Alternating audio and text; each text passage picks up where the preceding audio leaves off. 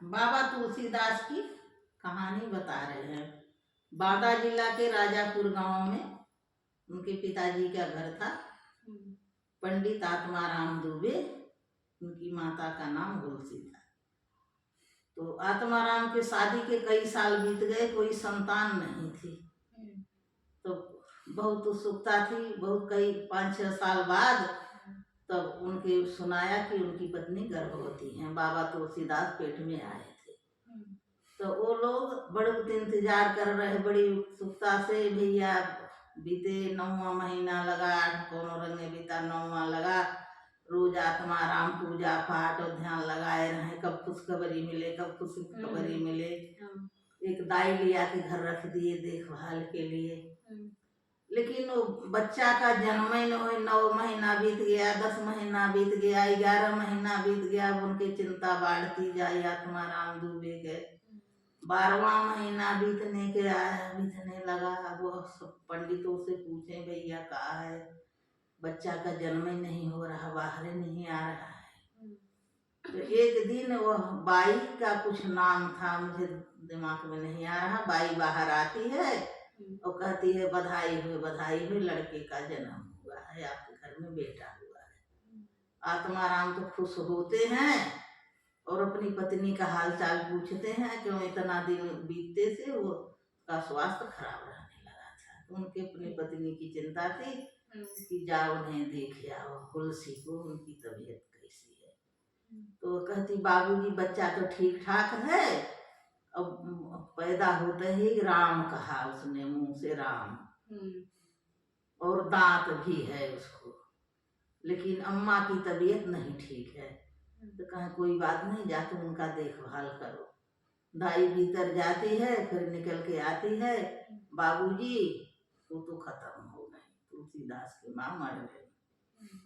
अब क्या करे, दुखी तो हुए, पर अब माता पिता का दोनों भार उनके कंधे पे आया। तुलसीदास को बड़े लाड़ प्यार से उनने पाला। पर क्या करें, भाग्य का बात, 5 साल के जब तुलसीदास हुए तो आत्माराम भी चल बसे इस दुनिया से, वो भी खत्म हो गए। अब तुलसीदास बहुत अनाथ हो गए। कौन नहीं रखे, लोग कहीं अभागा है, माँ खाया बाप भी खा गया, भैया 12 महीना पेट में रहा, इसे कौन रखेगा। अब कोई उनका था नहीं, चाचा चाची पास पड़ोस कोई रखने के न तैयार हो। तो जो धाई चुनिया थी, चुनिया नाम था, चुनिया के बच्चे नहीं थे, वह अपने घर ले गई कि मैं इस बच्चे के पास। तो चुनिया के पति ने जब सुना कि यह बच्चा भागा है और जहाँ जाता है वहीं लोगों की मृत्यु हो जाती, तो चुनिया के ऊपर बिगड़ गया कि इसको फेंक आओ, हटाया आओ, ये जंजाल क्यों ले आई। अब चुनिया कहे, सोचे बड़ी बात तो सही है, लेकिन उसको बहुत दया ला गई। तो बोले, स्वामी यह बच्चा अनाथ है, दुनिया में कोई नहीं है, माता पिता दोनों चल बसे, इसको कहाँ छोड़े, बच्चा बहुत अच्छा है। फिर अपने पति से बोली कि हमारे कोई संतान नहीं है, अपना पुत्र करके हम लोग पाल लें। फिर उसकी पति को भी दया आया, कोई नहीं है, चलो पाल लो। अब चुनिया ने पाला। जब उसकी 5 साल के हुए, तुलसीदास 6 साल के, नहीं पिता के मरने के बाद 5 साल और चुनिया ने पाला। 10 साल के हो गए, चुनिया भी खत्म हो गई, उसका पति भी खत्म हो गया। अब तुलसीदास कहाँ जाए, बिल्कुल अनाथ हो गए।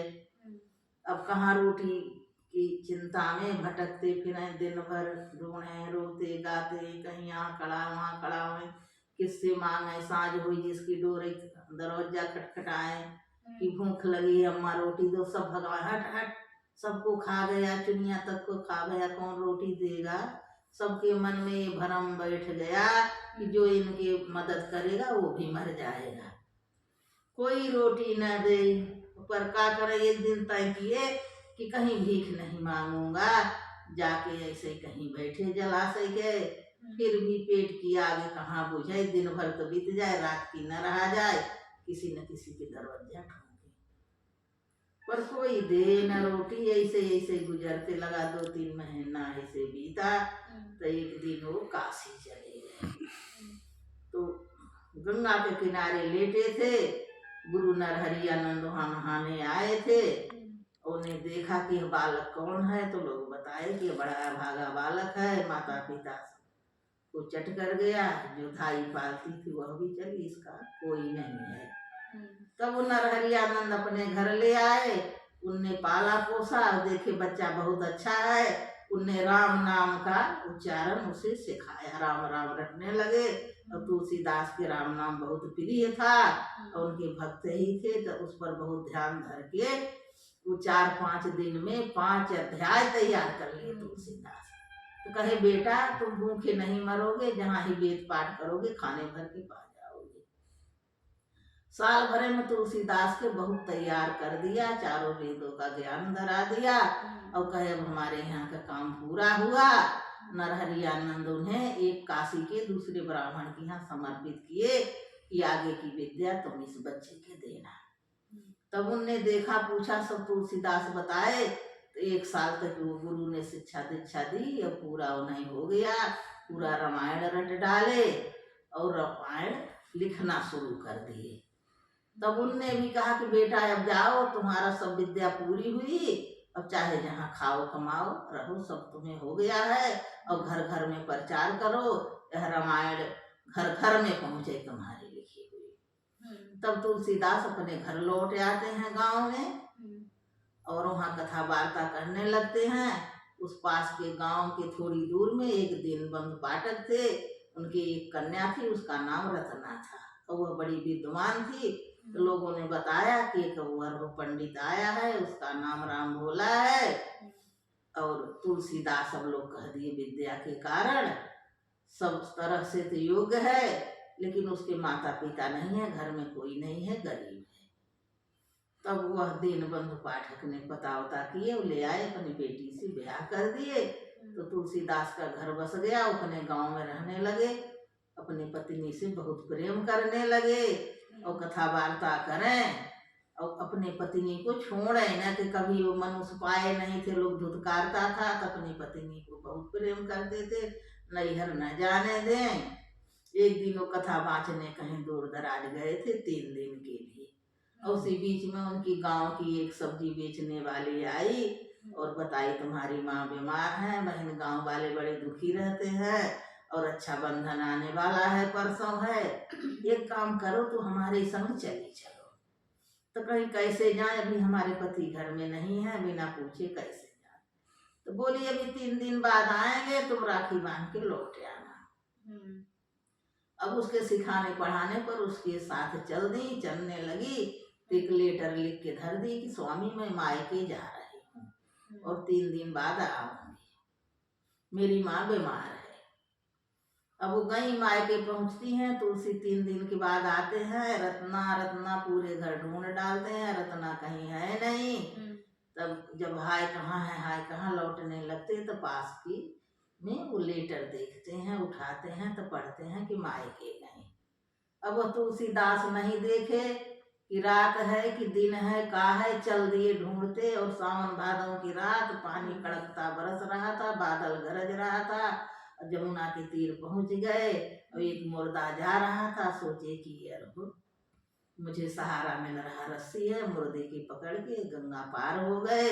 और जाते हैं ससुराल, जाते जाते और घर के गेट बंद हो गया था, कोई नहीं खुला। अब का करें, इधर देखें उधर हेरें, तो एक सांप लटका था, वो सोचे कि रस्सी लटकी है, उस सांप की पूंछ पकड़ के और अपनी पत्नी के कमरा के पास जाके पहुंच गए और दरवाजा ठोकते हैं, वह निकलती है, देखती है और देखी कि सांप है। पूछी तू आए कैसे चोरों की तरह, दरवाजा तो बंद है, न बुलाए न कुछ करे, हमारे माँ बाप भाई वहाँ हैं, कोई का सोचेगा कि तेरा पति कैसे तेरे पे ऐसे पगलाया है, कहो यही सांप लटका, इसको धर के चली आए, रस्सी कहाँ, इतना सांप है। और वो गुस्साई और मारे, गुस्सा के मारी कहीं कि हाड़ मास से जितना तुम्हें प्यार हो गया है, इतना भगवान से प्यार करते ईश्वर से, तो तुम्हारा जन्म बन जाता, जीवन सुधर जाता। बस इतना बात कहते ही तुलसी पढ़े लिखे तो थे ही, उनके ज्ञान खुल गया और भगवान उनको ज्ञान घट में बैठ गए और 1 मिनट भी नहीं रुके, तुलसीदास वहां से चल दिए। फिर यहाँ चित्रकूट आते हैं, एक पीपल के नीचे रहने लगते हैं और वहीं एक प्रेत था उस पीपल में, वो प्रेत ने उनकी बड़ी सहायता की तब पूछे कि तुम वो पेपर धीरे धीरे सूख गया। तब तुलसीदास जी एक लोटा जल भर के रोज डाले कि हाँ हम रहे हैं, ये हमें शरण दी है, तो सूखना नहीं चाहिए। और जब पेड़ सूखने लगा तो प्रेत मरने लगा। और जब पेड़ हरा हो गया तो उसके जीव आ गया, उसे बड़ी दया आई कि बताओ तुम्हारी क्या इच्छा है, हम सब पूर्ण कर सकते हैं। तो कहें क्या तुम हनुमान जी हो? कहें नहीं, हनुमान जी तो नहीं है, मैं मिला सकता हूँ। तो कहें हमें यही इच्छा है कि हम हनुमान जी के दर्शन करें और राम जी के दर्शन करें। तब वह प्रेत कहता है कि चलो हम तुम्हारी सहायता करेंगे, तुम्हें हनुमान जी मिलेंगे, राम जी मिलेंगे। राम घाट पर जाके चित्रकूट में वहीं साधु संतों की सेवा करो, वहाँ रहो, वहीं भगवान तुम्हें मिलेंगे। तो उसकी बात मान के वहीं तुलसीदास रात दिन राम राम रटे और करे। तो एक दिन भगवान को बड़ी दया आई और भगवान प्रकट हुए और चंदन घिस रहे थे। तो तुलसीदास तो है रोमाई की का जानी झूठ कहा सही कहा, मैं मिलेगा कि नहीं मिलेंगे। लेकिन भगवान की बड़ी दया आई कि कैसे इसे कहें कि हम ही राम हैं, का कहें रो रहा हमारे लिए। तो भगवान कहें बाबा थोड़ी चंदन दे देते, तिलक लगाते। अब तुलसीदास तो रो रहा है, कहें जाओ और साधु संत वहां कहें नहीं चंदन मांग लेते, यहाँ का आए हो मेरे चंदन लो, जिसको जो रहे वो मिल नहीं रहा है, नहीं चंदन बिगड़ जाते हैं। अब भगवान फिर सोचते हैं कि मैं क्या करूं, इसके लिए आए। तो हनुमान जी देख रहे थे, हनुमान जी की दया आई और तोते के रूप में हनुमान जी ने कहा चित्रकूट के घाट पर भय संतन की भीड़ और तुलसीदास चंदन घिसाए तिलक करत रघुवीर। भगवान ने तुलसीदास का हाथ पकड़ के चंदन बोल के तुलसीदास के हाथ से अपने मस्तक पर तिलक लगाया, तुलसीदास को भी लगा दिया। तब कहन मंदा के निटट राम घाट परगटे दशरथ नंदन, तुलसीदास चंदन घिसाए और तिलक देते नंदन। तो वैसे कहे बनी बनी कथा। कथा बहुत बड़ी है, क्या करें। बोलो तुलसीदास की जय। राम